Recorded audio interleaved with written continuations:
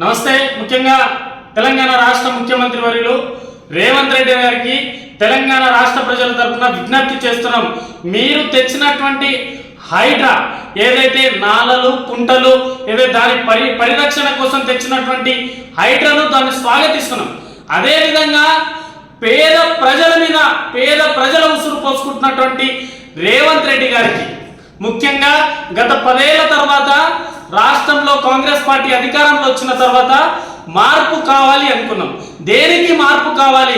హైదరాబాద్ ప్రజలు కాంగ్రెస్ పార్టీకి ఓటు వేయకపోవడంతో ఈరోజు కక్ష సాధింపు చర్యలు తీసుకుంటున్నటువంటి ముఖ్యమంత్రి రేవంత్ రెడ్డి గారికి హెచ్చరిస్తా ఉన్నాము. ఈరోజు కొత్తపేట కావచ్చు, నిన్న చైతన్యపురి కావచ్చు, ఆ మొన్న మూసి పరివాహక ప్రాంతంలో నివసిస్తున్నటువంటి పేద ప్రజలు రోడ్ కష్టపడితే కానీ ఈరోజు రోడ్ అయితే కానీ డొక్కాడని పరిస్థితి. పొద్దున్న లేస్తే పనికి పోకుంటే సాయంత్రం వచ్చి కనీసం వంట చేసుకునే పరిస్థితిలో ఉన్నారు.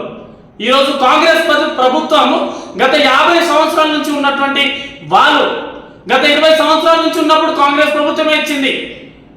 ఇంటికి సంబంధించిన పట్టాలు కావచ్చు, అక్కడ ఉన్నటువంటి రోడ్లు కావచ్చు, అక్కడ ఉన్నటువంటి స్ట్రీట్ లైట్లు కావచ్చు, అక్కడ ఉన్నటువంటి నాలా కనెక్షన్లు కావచ్చు, అక్కడ ఉన్నటువంటి మంచినీళ్ళ కనెక్షన్లు ఇచ్చింది కాంగ్రెస్ ప్రభుత్వం. ఈరోజు మార్పు కావాలంటున్నావు. మార్పు కావాలి దేనికోసం? ఈరోజు మార్పు కోసం ఈరోజు ఆడబిడ్డ కంట్లలో నీళ్లు తెప్పిస్తున్నావు. ఆడబిడ్డ కంట్లలో నీళ్లు తెప్పించిన ఏ ఒక్క నాయకుడు బాగుపడలేదు. రేవంత్ రెడ్డి గారి తక్షణమే హైడ్రాను మీరు ఏదైతే దేనికోసం అయితే, ఏ సిద్ధాంతం కోసం అయితే, ఏ దానికోసం అయితే నువ్వు మంచి చేయాలనుకుంటున్నావో ఈరోజు పేద ప్రజలను ప్రత్యామ్నాయంగా వాళ్ళకి ఏం కేటాయిస్తున్నావు కేటాయించు. ఈరోజు కొత్తపేటలకు ఏం అవసరం వచ్చిందండి మీకు? ఈరోజు చైతన్యపురికి ఏం అవసరం వచ్చింది? ఎందుకు మీ తిరుపతి రెడ్డి గారు దుర్గం చెరువు పక్కనటువంటి దుర్గం చెరువు మొత్తం 100 ఎకరాలు అదంతా. ఈరోజు తిరుపతి రెడ్డి గారు ఏమో నోటీసులు తీసుకోవడానికి అవకాశం ఇస్తున్నారు. మరి పేద ప్రజలు నోటీసులు తీసుకోవడానికి అవకాశం ఎందుకు ఇస్తలేమని అడుగుతున్నాం.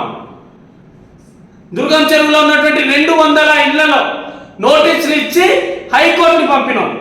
మరి పేద ప్రజలు ఏం చేశారండి? మీకు కాంగ్రెస్ పార్టీని ఓటు వేసేది పేద ప్రజలు మాత్రమే. ఈరోజు రేవంత్ రెడ్డి గారు చేస్తున్నటువంటి ఇంత ఘోరమైనటువంటి పరిస్థితిని ఏ రోజు ఏ కాంగ్రెస్ ప్రభుత్వం చూడలేదు, ఏ ముఖ్యమంత్రి కూడా చేయలేదు ఇట్లాంటి పరిస్థితి. అవసరమైతే పేద ప్రజలకు ఇంద్రమ్మ ఇల్లు, రాజీవ్ గృహకల్ప ఇల్లు కేటాయించి పేద ప్రజల ఆశీర్వాదం తీసుకున్నారు. కానీ పేద ప్రజల ఉసురు పోసుకుంటున్నావే రేవంత్ రెడ్డి గారు, ఇదా నువ్వు చేయాల్సింది? నీకు దమ్ముంటే పొంగులేటి శ్రీనివాసరెడ్డి గారి ఇల్లు కూలగొట్టు. నీకు దమ్ముంటే పట్నం మహేందర్ రెడ్డి గారి ఫామ్ హౌస్ కూలగొట్టు. నీకు దమ్ముంటే నిజంగా ఇదే హైడ్రాను ఖమ్మం పంపించగలుగుతావా? ఖమ్మంలో ఉన్నటువంటి పొంగులేటి శ్రీనివాసరెడ్డి గారు, ఖమ్మంలో ఉన్నటువంటి బట్టి విక్రమార్క గారు, ఖమ్మంలో ఉన్నటువంటి తుమ్మల నాగేశ్వరరావు గారి ఆ నియోజకవర్గాలు పంపించగలుగుతావా నువ్వు హైడ్రాని?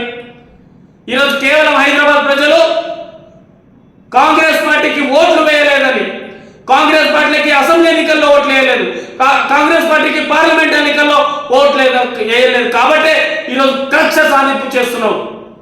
ఇదా నువ్వు చేసేది? ఎక్కడ పోయింది మేనిఫెస్టో? ఏది 6 గ్యారెంటీలు 100 రోజుల్లో 6 గ్యారెంటీలు పూర్తి చేస్తాను. దేవుళ్ళ మీద ఓట్లేసినావు, శివలాల్ మహారాజ్ మీద ఓట్లేసినావు, యాదాద్రి లక్ష్మీనరసింహ స్వామి మీద ఓట్లేసినావు. ఎక్కడ ఏ ప్రాంతానికి పోతే అక్కడ ఏ నిర్మాణం ఏ గుడి అయితే ఫేమస్ ఉంటుందో అక్కడ ఆ గుళ్ళ మీద ఓట్లేసినావు. ఇదా నువ్వు చేయాల్సింది? ఇదా నువ్వు పరిపాలన చేయాల్సింది? నీకు అవకాశం వచ్చిందే ఎక్కువ. రేవంత్ రెడ్డి గారు నీకు తెలంగాణ ప్రజలు అవకాశం ఇచ్చిందే ఎక్కువ. దాన్ని సద్వినియోగం చేసుకోకుండా ఈరోజు ఆడబిడ్డ కంట్లలో నీళ్లు తెప్పిస్తున్నావు.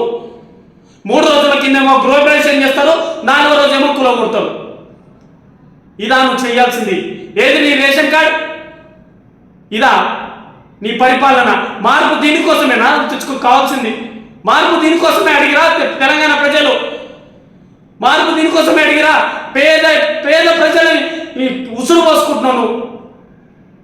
ఈరోజు పెద్ద పెద్ద కన్వెన్షన్ హాళ్ళు, పెద్ద పెద్ద ఫామ్ హౌస్లు, పెద్ద పెద్ద బిల్డింగ్లు కట్టడం, వాళ్ళ మీద కొలగొట్టు, వాళ్ళకేమో నోటీసులు ఇస్తున్నాం. ఇది సరైన చర్య కాదు రేవంత్ రెడ్డి గారు.